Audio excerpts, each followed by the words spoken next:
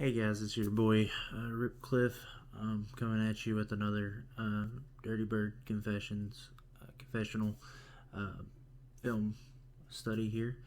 And we're going to be looking at the Week 2 matchup with the Rams. Now, with this one, I wanted to do a little bit different than last time. I really went into like schemes and concepts. I'm going to be going into that probably a little bit here, but mainly I want to focus on a few performances individually, and kind of encapsulate some of the issues that we had in that game and some positive things that we did as well.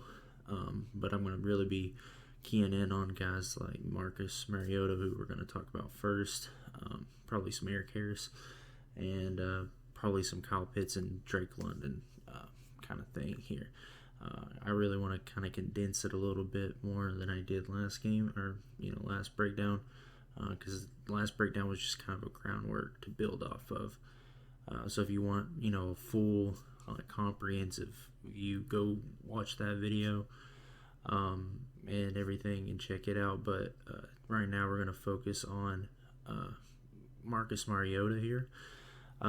What I wanted to focus on here is this was the play that Jalen Ramsey got called for the holding penalty, and but what I wanted to show is that he missed a read that we could have potentially got a big gain. And when I'm going through Marcus Mariota's film, that's kind of what I'm seeing here. With this offense, you are going to have a lot of spacing, and your quarterback needs to make the right reads, because this offense is designed to work as kind of like a machine, where every route combo is used to set up and create space for someone else. So anybody at any given time could get targeted. That's why if you guys are in the Discord, I kind of harp on people saying that Kyle Pitts isn't getting targets and everything. And things like that, because it's not really about like a target load for these players. They're all doing a specific job, and if they're doing it right, everybody's going to get their turn basically eventually. So on this play, what we're going to look at here is we've got a little bit of a crossing route coming over here, and Hennessy gets open in this space. Now we throw the go route here, but I just want to show you, and I think two things where Marcus Mariota was. So the snap was a little low. I'll give you that. So his eyes are taken off of the play, and at first, and I think he also was trying to draw attention to the pass interference, but that's a risky play, because if they don't throw the flag, it actually ended up being an interception. Plus, you're missing yardage here. You're leaving yardage on the table because Hennessy is a lot more open, and you can potentially get that, which I think they might have called pass interference on this one, not holding. But either way, you still don't want to miss reads. It doesn't matter what the outcome of the play was. So we'll run it here, and I'll run it back. But you see the spacing that he's created. Pitts is really pressing the linebackers here, and I think that's a nickel corner there, and he's just kind of pushing everybody up, and they're kind of covering out, and you got all this space here. That's probably about a 6-7 yard gain right there just from the catch, not to mention that he's probably going to catch it on the run if you hit him, and you got all this green grass in front of you. So but see, if you watch back to it, Mariota, when he gets the snap, it's a little low, so his eyes, if you watch his eyes drop to secure the snap, and then he comes up, and then he's basically just staring down Zacchaeus. But obviously Jalen Ramsey gets handsy like he always does and, gets a penalty. But my main point for this play is, you gotta make your reads here. He still had time. He wasn't too pressured here. And there wasn't pressure in his face like immediately. He had plenty of time to, and he's just standing there, He's even as you run the play before he even throws it. Hennessy, I think that's Hennessy. He's just sitting there. It's either Hennessy or Ferguson. I get them confused sometimes, but look at that. There's nobody even near him. That's about a 10, 15-yard gainer probably with the space he has to run. So, like I said, it ended up not being a very negative play, but we just have to, focus on that because these are the things that down the road affect the team as a whole. So, all right, I really wanted to show this play because a lot of people are talking about the misread in the back corner of the end zone that he makes, but really that's irrelevant. He tried to make something out of nothing at the end of it to Kyle Pitts, but really where he messes up is on the right side of the field, which he's looking at the beginning of the play. So I don't know why he bailed on it. But basically, you're going to have kind of a corner route ran by Zacchaeus, but his main job is to press this corner here and just kind of hold him. And then Drake London does a great job of giving a little head fake and a good cut into an out route, and there's just tons of space right here. And if Mariota hits him, it's an easy touch. It's a walk-in touchdown. And then he just bails on it and tries to make something out of nothing after that. But really, these are the plays that just you can't have. They happen, but they're so killer to an offense to miss something like this. Just watch it. Just watch the space. So as we run it, Zacchaeus is pressing that corner. And then Drake just makes a beautiful cut. And, the guy's just standing flat-footed. Look at this green grass right here. Space, and you got Zacchaeus holding this guy off. This guy can't make a play. There's no way. And look at Mariota's eyes. He's looking right at it. Why are you not throwing it right now to this space right here? Why are you not doing that? He looks like he wants to. And then... So we run it further, and, then he bails, and then, right here, if he pulls the trigger right here, this is what he's seeing. But he still is on the move, and he's not going to be able to he still holds the ball. If you're going to hit this, you should have hit it. So there's multiple things on this play he could have made, and he held the ball. I try to advocate for the players because they're professional football players. They have a lot going on. It's a lot easier for me to sit at a computer screen and watch this stuff in hindsight and give you analysis. But he's looking at them on the play.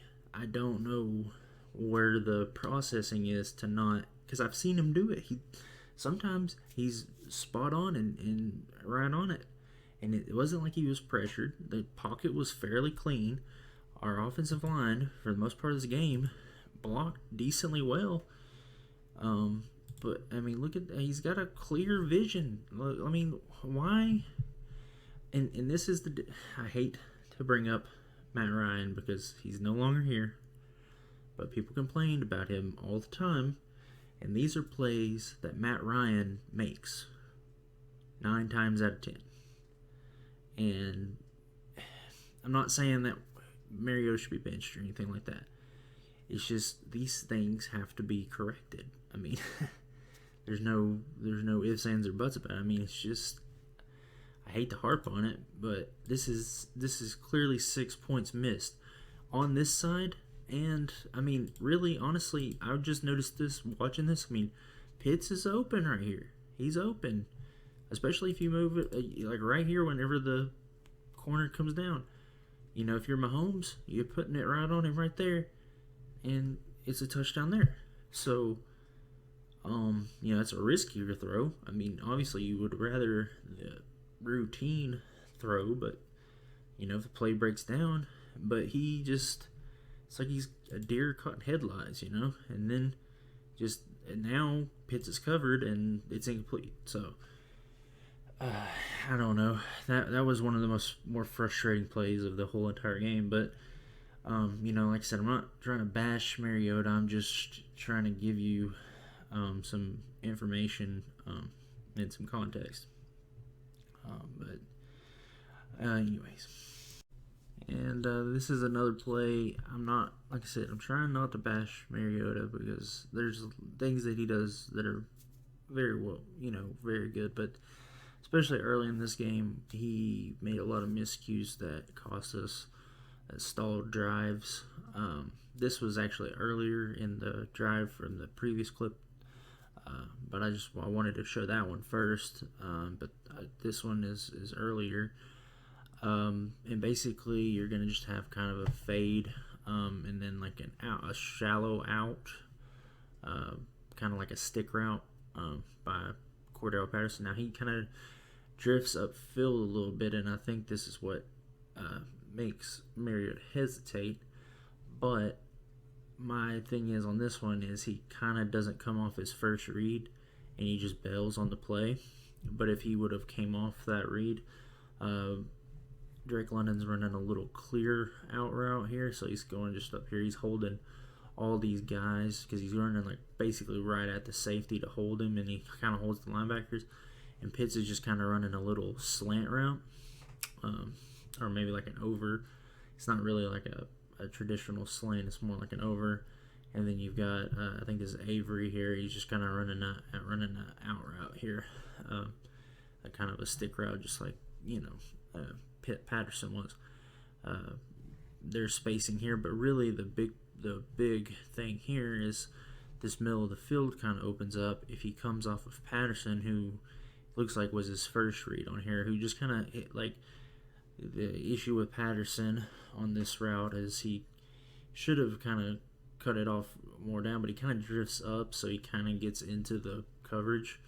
I think that's what Mariota saw, but you know, you got to come off at your first read sometimes because Pitts has pretty good separation and he's matched up on a linebacker, which is kind of a mismatch here. So you'll see his eyes looking at Patterson here.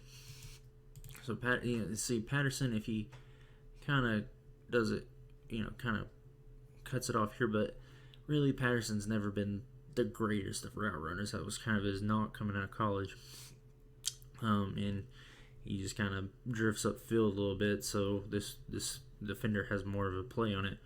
That's fine, that happens. But look at the space that Pitts has.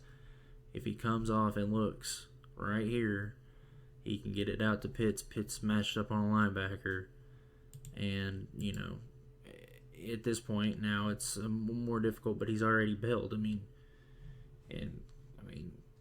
Avery maybe, you know, but you're on the run now, and you're not going to be able to make an accurate throw. But these are just routine things that he's missing, and it affected this game. I mean, it really did. I mean, that was a drive that we should have came away with the touchdown, and we didn't. And it could have been all the difference in the world for the game. But all right, this is the missed out route by Mariota, and I kind of wanted to show this play just to kind of showcase mechanics by your quarterback mechanics, because what you're going to see here is he's going to miss Drake London high. The ball's going to come out high, but what I wanted to show is why the ball was high. So, as just a little thing with quarterbacking, if you've ever watched Matt Ryan warm up, you see him like swing his hips. He's doing a little cha-cha slide, swinging hips. The reason he's doing that is to get his hips loose, because a lot of your accuracy and power when you're throwing comes from your hips, not your arm. Your arm is kind of like, think of like a trebuchet kind of, or maybe I wouldn't say really a catapult, because it's more of like a tension base, more like a trebuchet.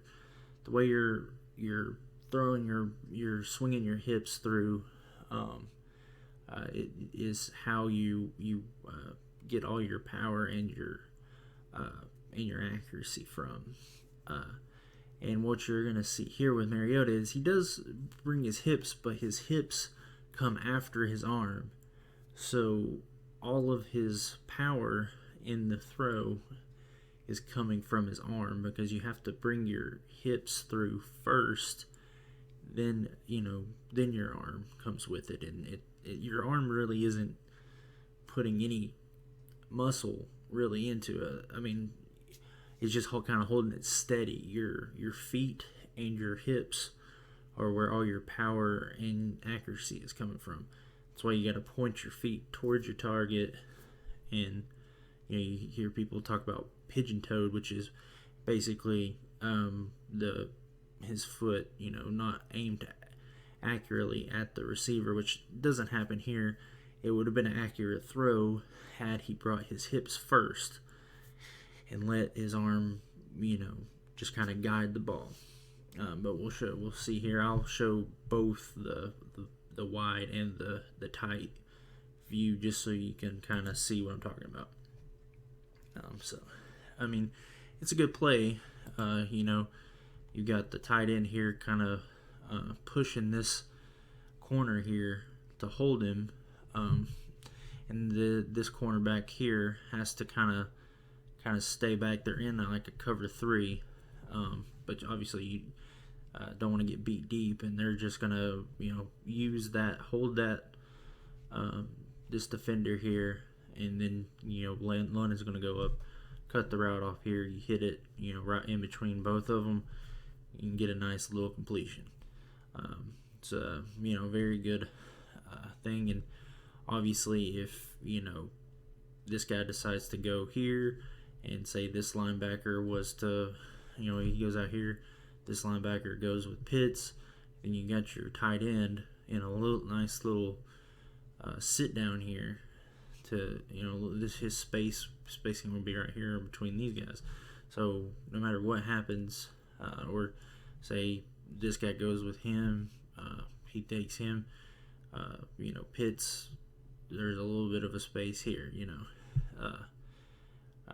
and then obviously you got on the back side your last and final read, and there's probably, if all these are covered up, say this linebacker, they do everything right. This linebacker takes him, this linebacker takes Pitts, gets up on him. This guy goes out here, covers underneath. You're gonna have spacing on that end. It's just a numbers game. See, he's cutting in, you got spacing there. So, anyways, that was just I always have to kind of go over that. But you'll see, you see how he lifts his leg. You don't want to lift your leg. Like if you see a quarterback lift his leg, that he usually isn't generating. He's not. You want that toe. You want to keep in contact with the ground. And if you see all of his power in that, because he's late with his hips, is coming from his shoulder and his arm, and you're just not going to get the accuracy that you want out of that. So, again, we'll go to the wide just so you can see that foot come up. Yeah, it's just, and then you get a wild pass. So that was just something I wanted to kind of go over a little bit. Like I said, I'm trying not to make this a Mariota bash video. Don't take it like that. This is just things that hopefully the coaching staff is showing. And I'm doing this kind of late, so the Seattle game's already happened. So he did a lot of things a lot better in that game. So, Mariota just, he is what he is. What can I say? All right. So after all the Mariota bashing, I wanted to show a play that it didn't end well. This was the play before the out route that I just showed. And it was a play that we were like, why is Drake London blocking on this play? We thought that he was trying to throw it to London, and it was a missed assignment by London, possibly. But I wanted to show it's actually a good read, and it's to the tight end. But the issue is the tight end slips on his break. I think that's Ferkser. He slips on his break, and so the ball sails. But if you look at where the trajectory of the ball was going, had the tight end not slipped, because basically he's just running. London is basically a blocker on this play, but obviously it's a pass play, so he can't show his hand too early. But he's going to just run kind of a fade here, up here to hold the corner and, provide a blocker. And then it's just Ferkser's job here to, beat the defender here. They're running, looks like let me see me run it here real quick. They might be running a cover 2. Yeah, looks like a cover 2. But as you see here, the defender, since he's in a hook zone, all right, sorry, I went back a little too far. But he's running a little hook zone, so he kind of comes in here. He's not going out here because it's cover 2, and Ferkser here makes his cut, slips. Mariota's got the ball out already, very good. He's thrown with anticipation, but the ball just sails because the tight end isn't where he's supposed to be on the play. And if he catches it, you got London up here getting ready to block, and off to the races. So I just wanted to show that because that was a play that people put on London and sometimes Mariota maybe a little bit, but it's really not his fault. It's really not the tight end's fault either. Turf monsters get you sometimes, but I just want to show that. Now, this part of the video I'm going to call Erik Harris can't cover, because he does make a lot of mistakes in this game that I wanted to kind of show. That there was times where the Rams were just kind of keying on whoever zone he was in. That was who they were throwing the ball to. It got pretty bad. So right now, from the looks of it, it looks like we're running like either a quarters match or a cover 2 match. It's probably because we're in a kind of more of a base, like a nickel formation here. So it's probably cover 2 match. So what that means, what match means, is it's cover 2 zone, but it's match. So like your zone becomes a man coverage at a certain point in the route. So you have assignments, who you're going to cover once they get out on their route, if your zone is clear. So what happens here is there's a run action.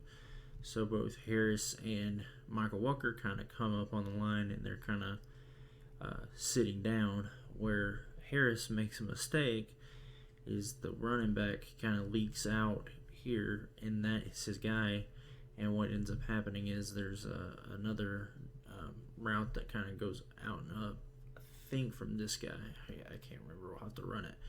But there's a route that comes in play here, and they both take one guy, and the running back is wide open here in the out, which should be Harris's guy, but he's out of position. So we'll run it here. So you see him come up on the run action. They're in that hole. Oh, it's a pass. So they backpedal, and then the running back just kind of leaks out here. At this point, you want Harris to come down here.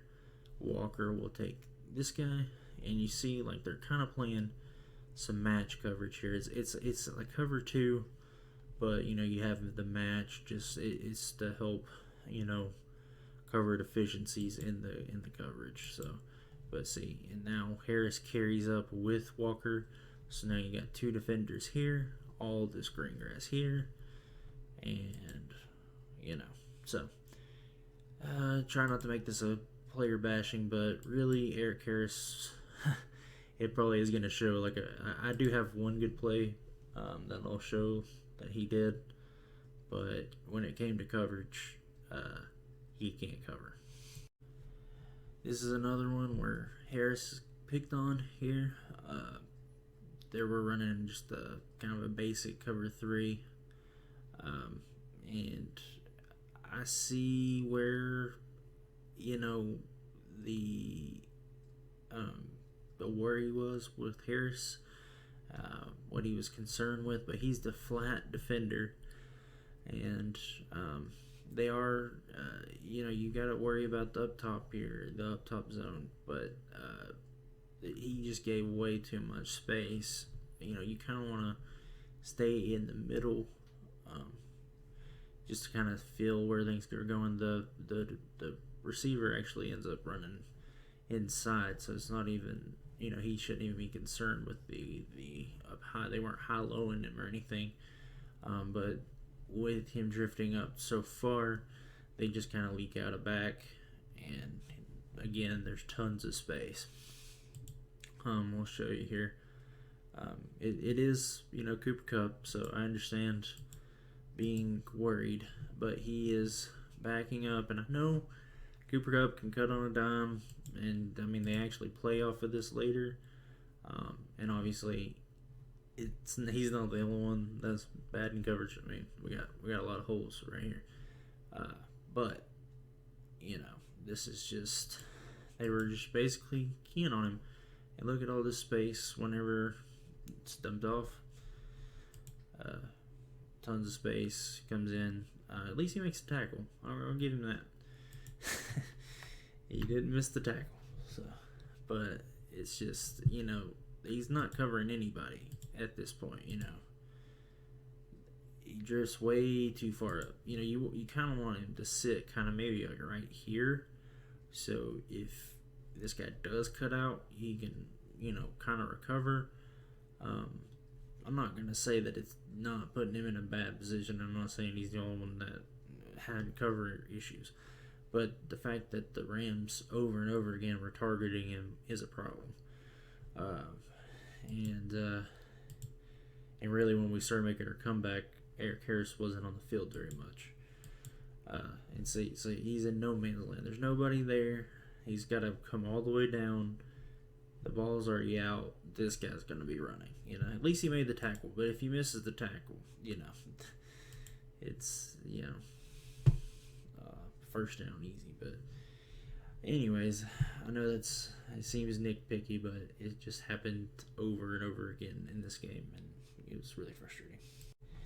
In this one, I'm not in the coach's head, so I can't say for sure, but this one's kind of frustrating for me because as I watch it, I feel like, because this was just like a play or two later after the previous clip that I showed you. We're running cover 3 again, but we kind of do it a little different, and Rashaan Evans is kind of coming out here more, and see, they're kind of communicating with one another. So I'm thinking that Rashaan Evans, they wanted to kind of limit his Erik Harris's assignment to, kind of cover, more in this area, than have to worry about down low. And for whatever reason, he messes it up again. Like I said, I'm not saying I know exactly what the coverage is, but I do know that he basically makes the wrong decision entirely, and it opens up a space here. They were just confusing the hell out of him, and you gotta give the Rams credit. They kind of do that to people. They send a lot of, they're like Arthur Smith. They send a lot of route combinations to create those mismatches, and it causes problems.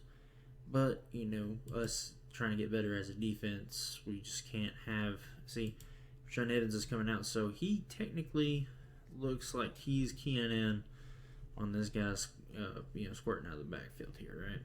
So you would think that Harris would just kind of follow up Cooper Kupp, try to contest wherever he goes, kind of a match concept. And he kind of does, but he like over pursues or something, gets olayed, and now Cooper Kupp is wide open. And you can actually see Rashaan Evans kind of react. Like, oh shit. Let's kind of run this through a little bit here. He sees it. Oh shit. Oh, where is it? Yeah. What are you doing, Erik Harris? I mean, like I said, I'm not in the coach's head, so maybe that's how he was taught to cover it. But I don't think you send a defender out like this, because normally in a cover 3, he would be more towards the middle of the field. Look, he's eyeballing this dude. Why is Erik Harris trying to, like, this guy's covered? I know there's people that love Erik Harris. I'm not going to say names in particular, but he can't cover. Like, I'm sorry. Alright, I had to show a positive for Erik Harris after bashing him so much. He does a really good job at holding his contain here. He just kind of, takes on the block with Cooper Kupp, kind of funnels it back inside, and our defense is able to close the gap, because you definitely don't want the back running it, bouncing it out to the outside. So very good job by Erik Harris here, holding his contain. This isn't just a Erik Harris bashing, even though he didn't play that well. But I mean, that is textbook. All of our guys really did a good job, but he just made sure to finish it out. And that's the one good Erik Harris play. So nobody can say I didn't give him his fair shake. Now, this wasn't one of Terrell's better games, as I'll show in just a couple of plays. In this play in particular, this was the other one. I could kind of nitpick a little bit, but this one's just pretty obvious. We're in a zone coverage. Looks like a cover 2, and for whatever reason, I don't know if it was a match concept or what, but Terrell plays this like it's man, and what ends up happening is the tight end goes inside. Cooper Kupp is the more prominent threat here, especially with the tight end going inside. If Terrell plays a flat coverage, he might be able to make a play on the ball to stop Kupp here, but he doesn't. He goes inside, loses contain, and it's a touchdown. But you'll see everybody else is running a zone, and it looks like Terrell thinks it's man. So I don't really know. I don't know what he's doing here. I mean, he's covering the shit out of him. I'll give him that. But Cooper Kupp here, wide open. Where he could have just kind of bumped this guy, passed him off to the linebacker, got out here, and could have at least made a tackle. But obviously, he can't do it now. And so, yeah, that I love Terrell, but that can't happen. There's really not much else to say about that. I debated on covering this play because, given the way that they played this defense, I really don't know what Terrell could have done better, but a part of me is just like, he kind of got caught in no man's land, and when you're caught in no man's land, the best thing to do is just cover whatever is going to, have the most space. What I mean by this is going to end up being a fade route to the corner of the end zone, the touchdown that Terrell gives up here. And where I see what he does here, Robinson kind of fakes a slant and then goes out.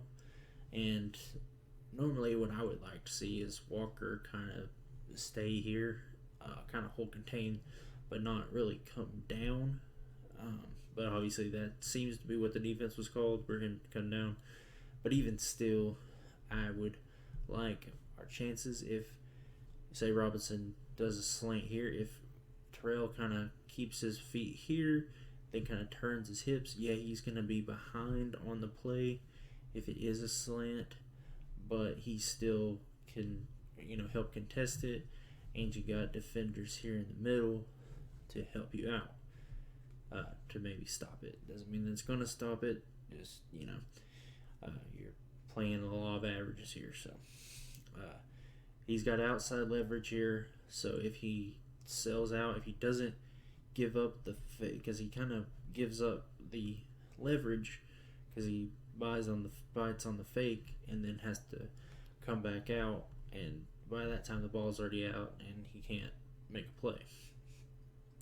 So I'm just gonna run it here, show you what I'm talking about. You see how he kind of does that fake, and then Terrell kind of tries to move and swipe, and he just gets juked out of his shoes, and then you got that ton of space. So, and the ball's touchdown. But as I was, showing, if he just doesn't do that and just kind of stays to the outside, even if he goes inside, right? Say Terrell just kind of, and he doesn't have to go hard to the outside. He's already in good position. Just square up on him, keep that outside leverage, right? And kind of ride him. If he goes inside, yeah, you're going to be behind the play, but you can still contest it, and you've got your linebackers here, which, like I said, Walker kind of comes down, which is obviously the call on but you see you got your help here, right? There's no help here. If you get beat here, you're the only one that can stop that. So that's kind of, it's nitpicky, but it's just, I feel like that's the better way to cover that, as far as that goes.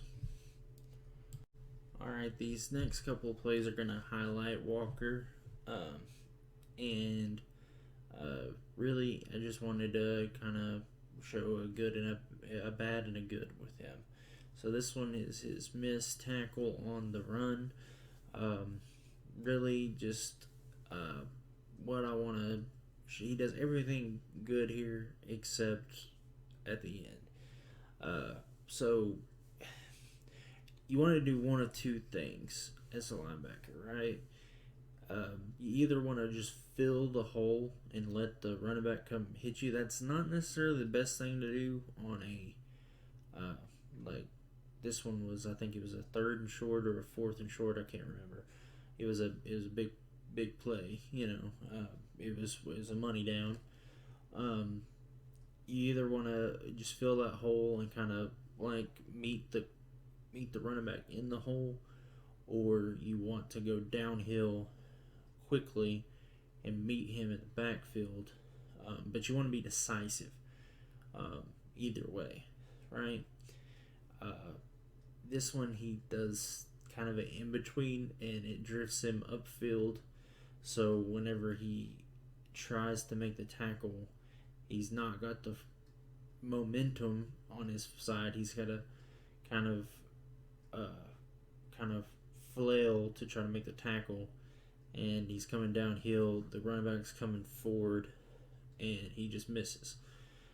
You'll see what I'm saying here as I play it through. Does a great job at first, just coming in. He's there, but he just drifts up. He's kind of waiting for the running back to move, right? He's kind of coming in, kind of waddling around. If he'd have just came in hard and direct, he'd have a better chance of blowing him up. Or if he just comes in cautious, he needs to sit right here and make the running back make a move. But wherever he goes, Walker is able to make a move, but he does the worst of both worlds and just whiffs. So that's a bad play, but it happens.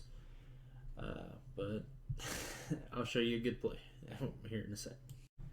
This is a good play by Michael Walker. It's the interception.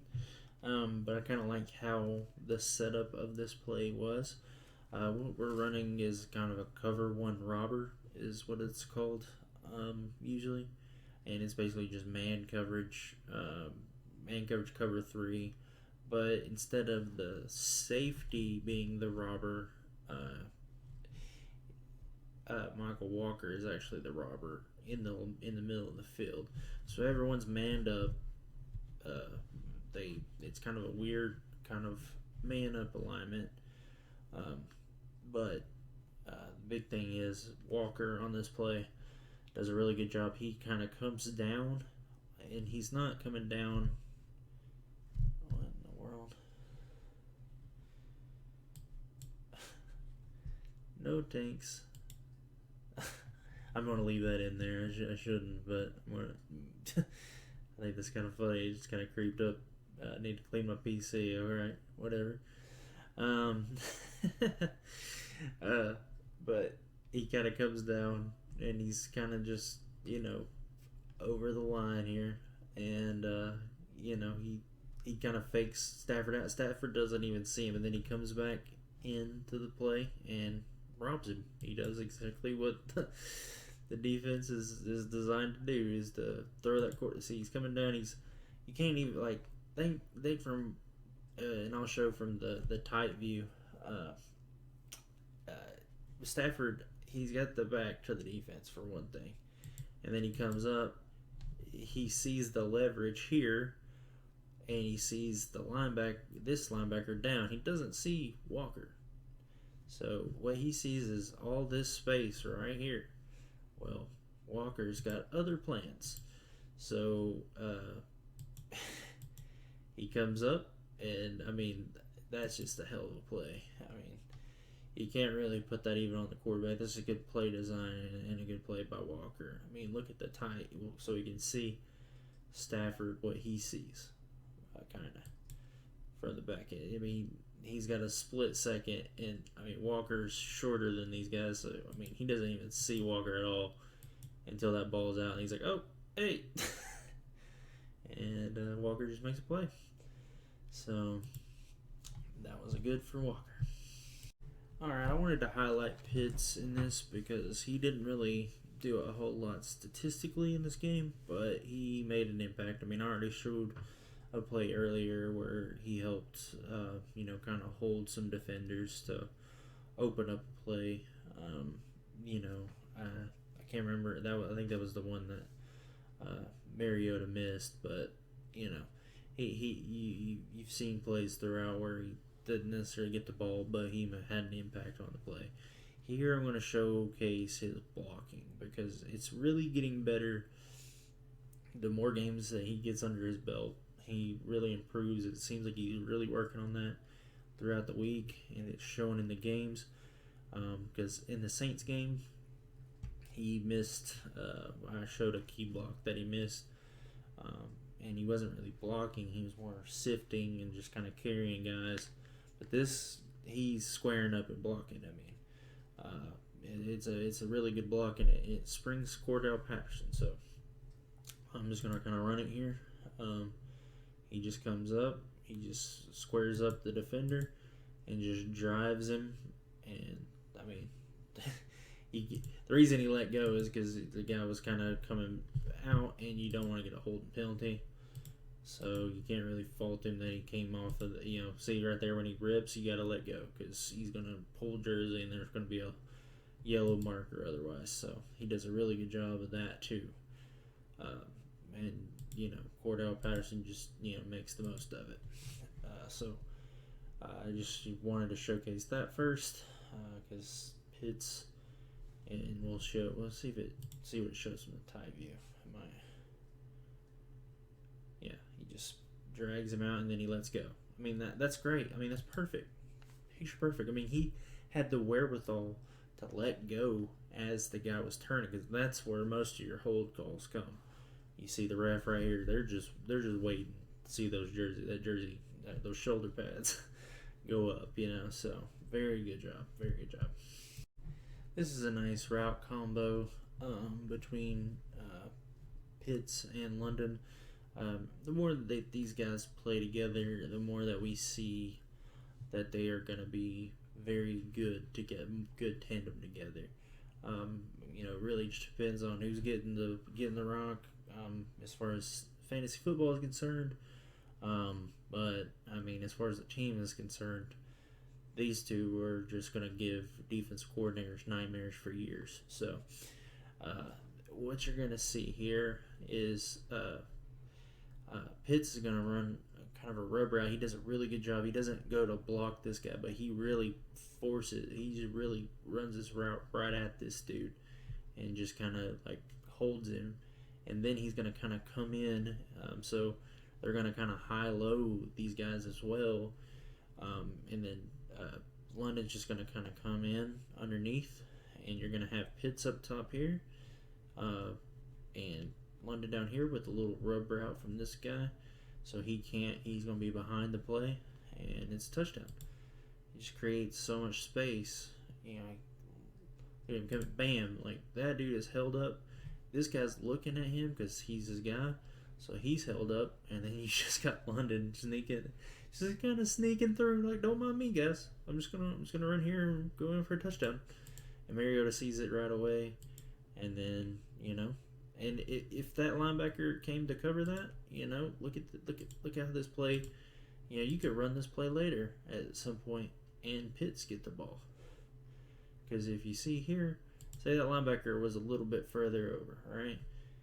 If he holds it, Pitts is coming open here. Like, you're wide open. So what do you do? What do you do as a defensive coordinator? What do you do as a defender? Nothing. You just say GG's. Again, just showcasing these two working together. London's been getting the ball most of the time with these routes, but as the year goes on, Pitts will get his targets. London will open up plays for him. So don't worry about that. Just this is a play that they ran similar to what they did when the Saints came to get in field goal range right before halftime.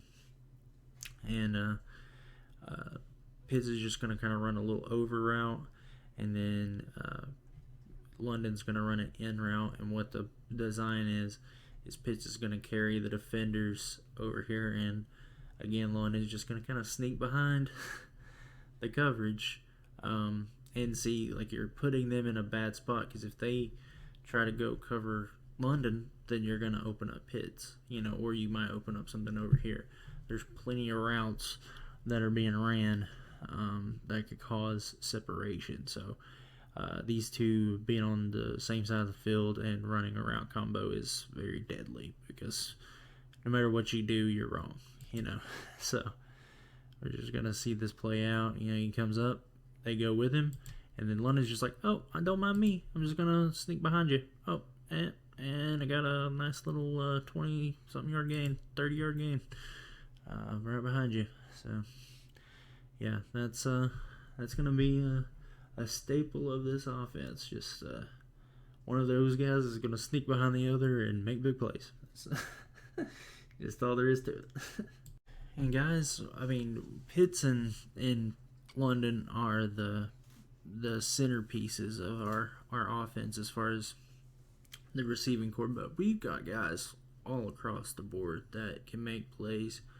And Cordell Hodge and Ozzy, that's a tongue twister.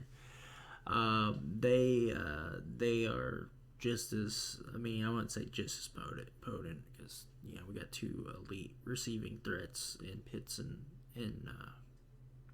London, but Ozzy is very good, and Cordell Hodge is a very good 4th, 5th option for this offense. So what's going to happen here is Hodge does a great job of just running up, and he's going to press this corner, and the safety's kind of going to go with him, holds them up just enough where OZ just comes down on a little out route, plenty of space. Mariota hits him. He beats him to the pylon for a touchdown. I mean, this is just, great. Look at that. He's really pressing right at these guys, right? So they have to hold, and then, Zacchaeus just sits down. I'm going to go out. Which again, Mariota, he misses the read. He gets a little late on the read, but he's so wide open it doesn't matter. This is a good play. So I'm not going to bash Mariota, but he could get the ball out a little quicker. But it is a touchdown. I just wanted to show that because, we're just making plays like that all across the field. And this is really what I've been trying to harp on. Like, our record doesn't necessarily reflect how good of a team that we are. Just like the Bears' record does not reflect how bad of a team they are. And I think that this will kind of even out through the course of the season. I'm not saying we're going to be a playoff team or anything like that. I don't know what our win-loss record is going to be, but this team is a lot more improved. And that's why you heard all throughout the week before the Seattle game that they were saying, like, this isn't the same 0-2 as we were last year. Because we looked like we had a lot of deficiencies last year. I don't think we have deficiencies talent-wise this year, for the most part. I think pretty much any team that we're going to play, we have enough guys. I'm not saying like we're going to match them, across the board. Like, there's going to be teams that have a better D-line than our O-line, or better corners than our receivers. Not really that, but that one, I don't know how much that's going to be, but we're better receivers than our corners or something like that. But I don't think like it's just going to be looking like last year where sometimes it looked like we were like a low-level college team playing like Alabama or something, kind of thing. It's not going to be that way this year. So I think we're going to be competitive in about every game that we're in. And we'll just see how the cards fall from here. So, but yeah, that was a tangent. But we've got some good guys across the board. I just wanted to showcase a couple of them. Okay, guys, I'm gonna finish the plays with this. This is really the last play. We're down 6. It's I believe it was 3rd down. And this is the thing here. So there was plenty of time left for us to potentially get another possession. So the field goal is still in play. With it only being a 6-point lead, so you might be able to get a field goal, get a stop at another field goal. But really, we could have even got the first down and continued this drive if Mariota just made the proper read. This is going to be another clear out, and Zacchaeus is going to have space here, and if he gets the ball out to where it needs to go, Zacchaeus has some space. He could potentially get the first down. If not, he's going to get plenty of yards. You either decide to go for it or you kick a field goal, whichever one that you kind of decide is best in your favor. But what he ends up doing is he throws it into triple coverage. I don't know why, into the end zone and gets it picked and ends the game. And we just can't have this. I'm going to show you. Look on the right side. So London does a great job clearing out, like we've shown in previous clips. And Zacchaeus, look at all this grass, man. Look at all this, and you'll see where the pylon is, or the first down. I'm not saying he would have made it, but you get that ball out early, and he beats. Zacchaeus is a fast dude. He could have got that. It could have possibly been a touchdown. If this guy doesn't make the play, it's a touchdown.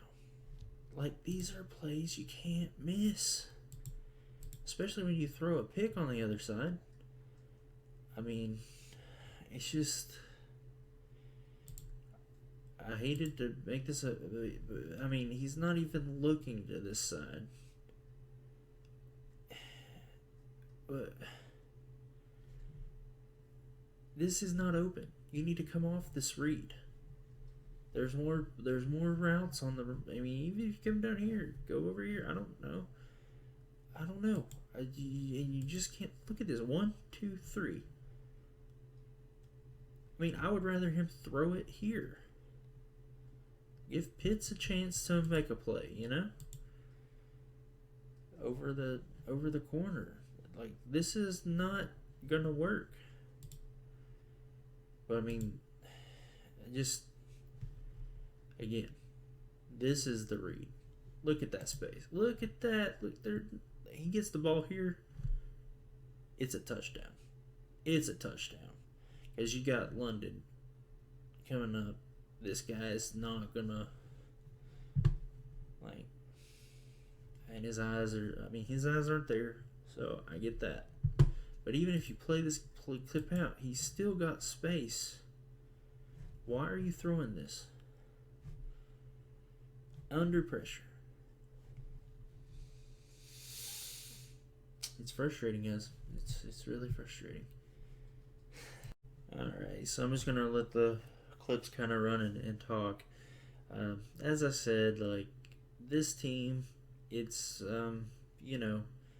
they're learning and they're getting better. We got a lot of inexperience. I could have made this a lot longer than I did. I had some other plays, but really I just wanted to kind of keep it to a minimum, to the key points. I'm trying to trim down, so it doesn't get too exhausting, and leave some feedback down in the comments below as well. Anything that you'd like me to clarify or anything that you'd like me to go over in the future. If you just have any general questions, just put them down. I'll try to answer them as best I can. But this team, while I get frustrated because I know where this team is, it's like you see them bubbling at the surface, right? And just ready to explode. And I think we're gonna see some good things this year.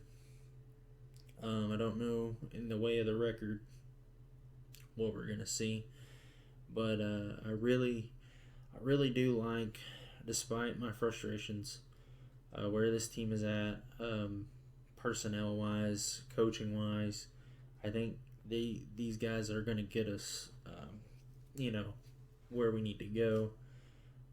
Just gotta be patient, and this is why I want to make these videos, is to educate, maybe look at the game from a different aspect, and just kind of dispel some narratives.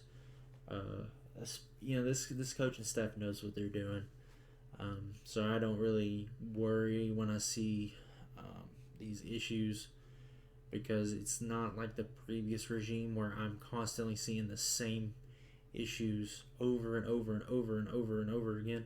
I mean, our players have their shortcomings, just like every player does. But we try, the coaches try to put our players in the best position to win and succeed. And as you can see from the schemes, I mean, we've got guys that have plenty of space. To get that kind of spacing in the pros, it's incredible. It's hard to do that in college, but obviously with the wider splits, if you ever watch, I'm a Vols fan, so if you ever watch the Vols, they have guys running wide open all the time, no matter what defense they're playing, because of the scheme that they have. Using the wide splits, and when I'm talking about the wide splits is these hash marks. They call those.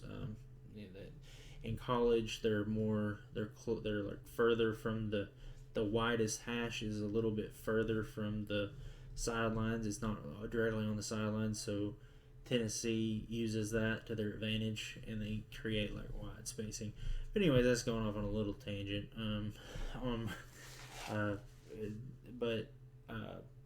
That you have a lot more. What I was trying to say, in college, you have a lot more opportunity to the plays, or the spacing is wider in college, and you have just more inexperienced players. So, spacing like that isn't uncommon in college, but in the pros, usually the windows are a lot tighter. So if you got guys with, 5 yards of space in front of them consistently, that is a sign of a good coaching staff. Because I'll tell you what, I wish they had the all 22 from back in 2020 like they used to. Because I would love to show you the difference between this staff and Cutter and Dan Quinn, because it is night and day. I'm not saying that we are perfect. Nobody is. But this coaching staff knows how to coach. That's all I can say. As far as the players, we have a lot of bright spots on our team. I mean, honestly, if Erik Harris is your worst issue on your team, I mean, you don't have a ton of terrible issues. I'm not saying that we're going to be playoff contenders, Super Bowl contenders. I will say this, as an overall team, and this is going to sound crazy, given that I don't think we're going to make a Super Bowl run. I just want to say this. But as an overall team, I think this team is more balanced and just overall better than the 2016 team. The offense, obviously, for the 2016 team was just elite to all get out. And honestly, this team would be if we had the quarterback at the caliber of Matt Ryan. Again, that's not saying I don't like Mariota is very good in a lot of areas. He's just not. He was a backup in Oakland for a reason. He was benched in Tennessee for a reason. He's just not that caliber of a guy. But at this point in our team's composition, we don't necessarily need a Matt Ryan type. And Matt Ryan definitely couldn't run an offense like this necessarily. You wouldn't be running pistol and stuff like that.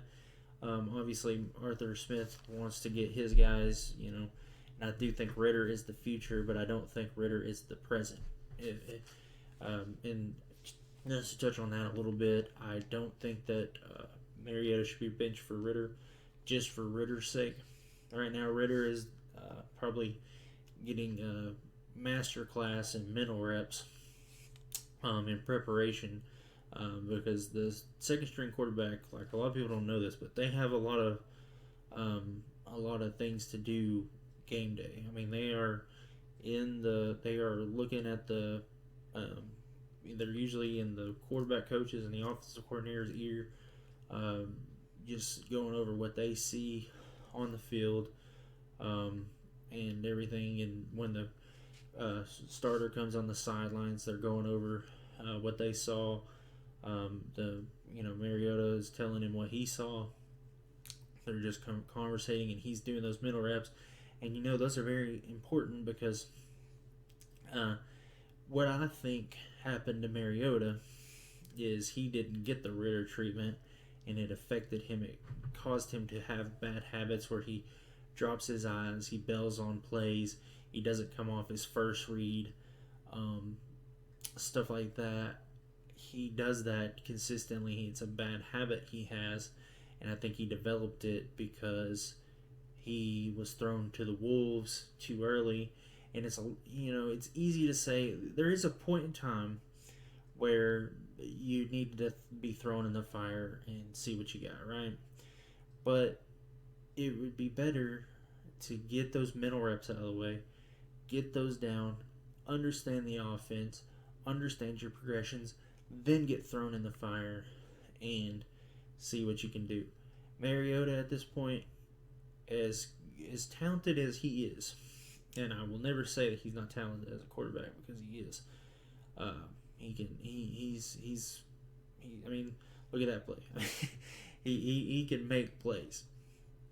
But he's got bad habits that he acquired over the years, and it's harder to reprogram that than it is to just not have it happen. Just teach him the right way. So I think next year, Ritter could, we've got Mariota for 2 years, right? So next year we could transition Ritter to the starting position, Mariota to the backup, and then at that point you're going to get the real reps. But I think for this year, barring injury, Mariota should be the starter throughout. As much as I like Ritter, it's because I like Ritter that I don't want him put in too early. You got to be patient with players. I mean, even with me, I wanted to show some of Troy Anderson. Troy Anderson's playing decently well, but I want to limit his reps, and I think Dean Pease is limiting his reps. He's not in all the time, and I think he'll be even less when Deion Jones comes back. But you want to get them reps, but especially with quarterback. I mean, other positions, it's not as much, but there's a lot to take in, and it's harder to take it in when you got 285, 300-pound linemen trying to rip your head off. It's a lot harder to process, and you're bound to make mistakes. So I didn't want to make this a long tangent, but I wanted to just kind of give my overall thoughts from the games that I've seen. Give some more insight on to what I think the team is headed, where I think the team is headed, because I think it's headed in a good direction. So, despite my frustrations, and wow, Bill Anderson, man, why did we not? I know that I'm not covering these plays. I'm just letting them run, but Jesus. Anyways, guys, thank you for watching. Like, comment, subscribe. I'll see you in the next one.